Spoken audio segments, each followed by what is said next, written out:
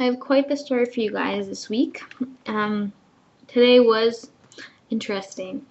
I came back from class at 5 o'clock. I haven't been in the room since like 10:50 this morning. And I found out that my roommate's computer was stolen. And so my first thought was like, oh my gosh, I need to check my room. So I go into my room and everything's still here. My computer is just lying on my bed. And I walk into my other roommate's room and all their computers are still there. Which is one of my roommate's Mac that's gone. All her other stuff is still in there. Her jewelry, her Coach purse, her shoes, everything. Every expensive thing is still in the room. And so we're trying to piece together the pieces of like when everyone was in class and when someone could have walked into our room. And we figured out that only between like a 1 hour gap between 1 o'clock and 2 o'clock could this person have come into our room. And the even scarier part is one of my roommates was in the room during that 1 hour gap. And she's just like sitting in her room with her headphones in.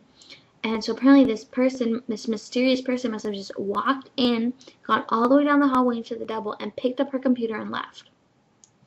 Like, that's terrifying. Like, this guy could have been armed.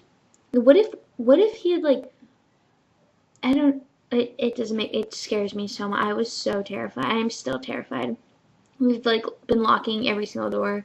We're being so paranoid now because that's scary. Like that, Macs are expensive computers. Like her whole life is on there. Like do you realize how much we rely on our computers? Like how much stuff we put on our computers?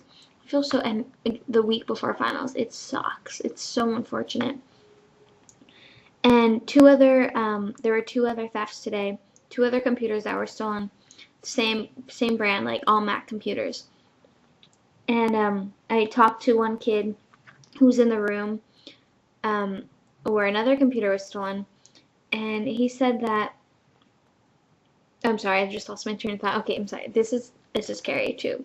He had been really tired from his day of class, and he was just like lying down in his bed, and he heard someone knocking on the door, and he didn't get up just because he was like out of it, and he thought that if it was someone important, they would like let themselves in. And so like he heard the door open and someone came in, and he kind of heard like shuffling and like someone grabbing stuff, but like no one was speaking. So he's like, hey dude, what's up? He didn't hear anything, and he heard footsteps, and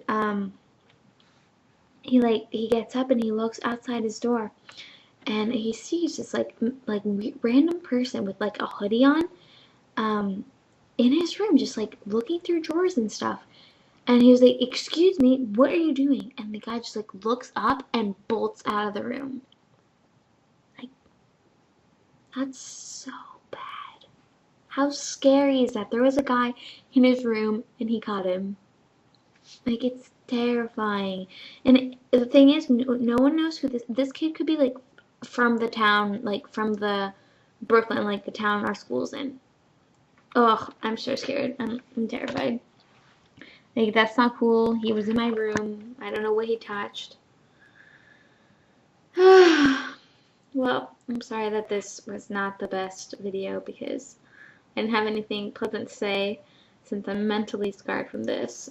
But I'm alive. I have water and food, and I still have my computer. I hope you guys are all doing super well. I love you all.